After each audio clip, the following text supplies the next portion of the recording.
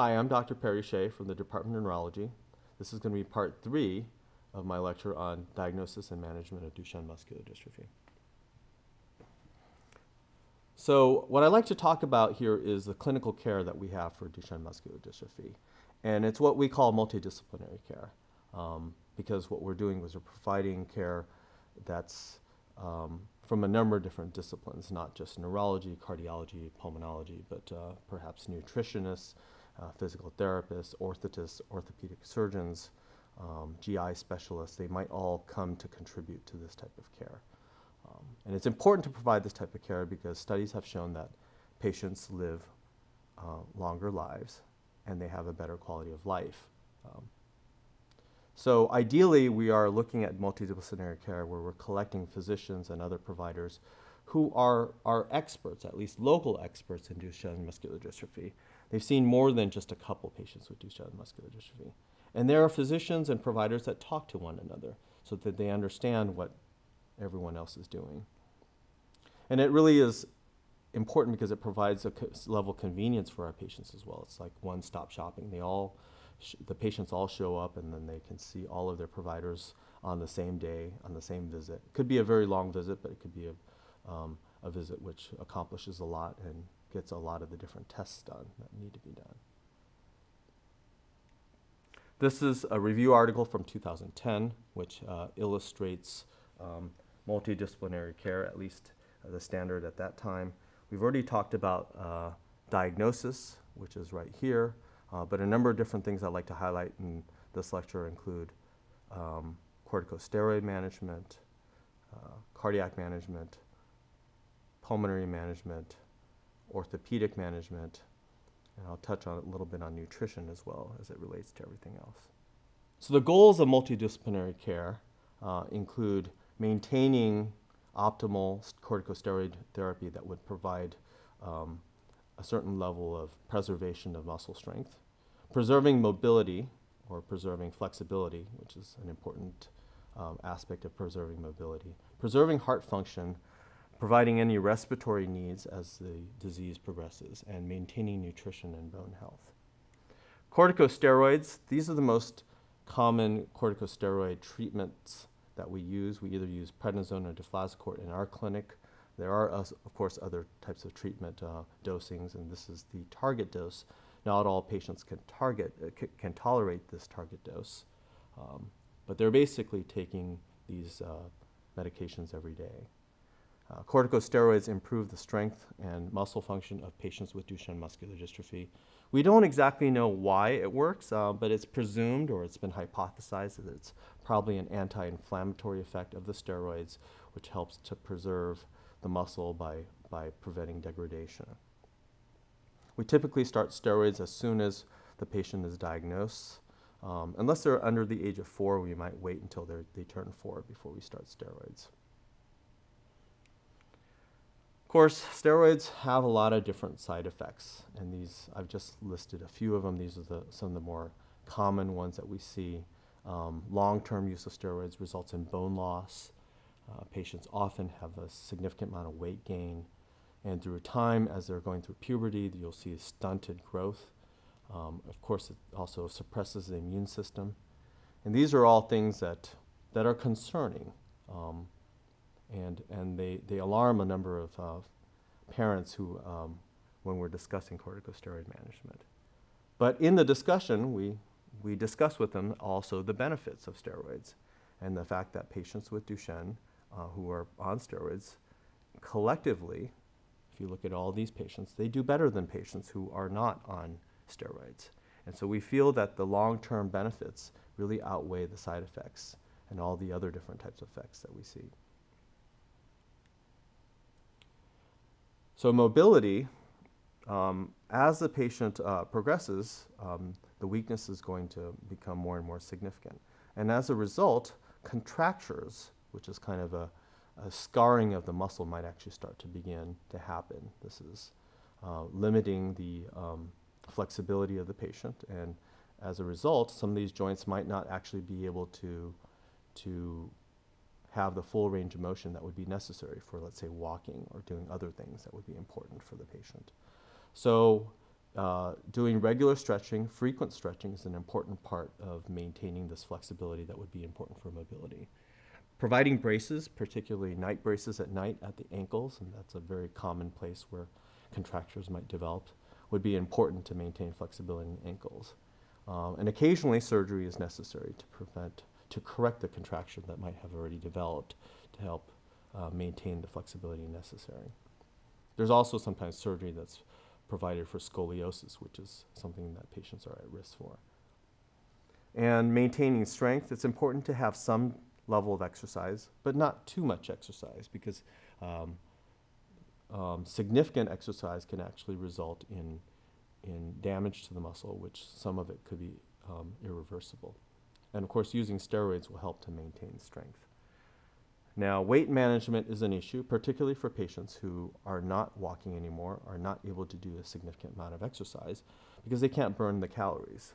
And independently, of course, the patients who are on steroids are at risk for gaining a significant amount of weight as well. So we have to watch their nutrition to make sure that there's calorie counting and calorie restrictions.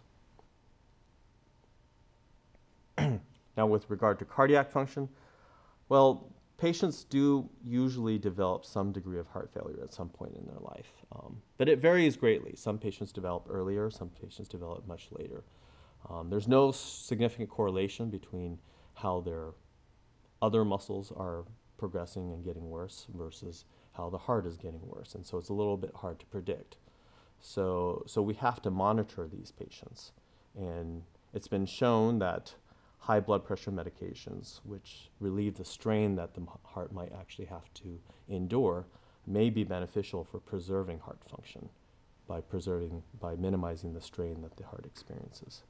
And we monitor these patients regularly with an echocardiogram, which provides a picture of the heart to see how well it's contracting and whether it's contracting efficiently, as well as electrical measurements like electrocardiogram or Holter, which is something that they wear for 24 hours to see if they're developing any arrhythmias.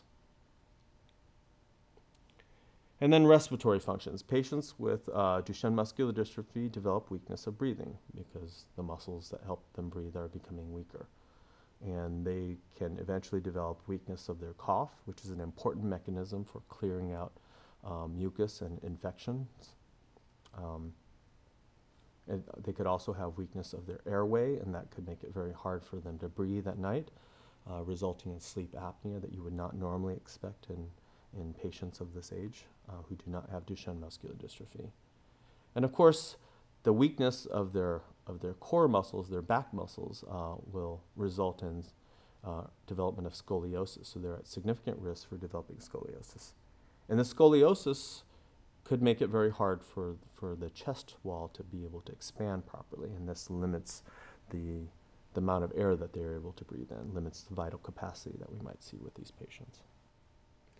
Different interventions that we might do, well, we have to monitor them by looking at how well they can breathe through pulmonary function tests.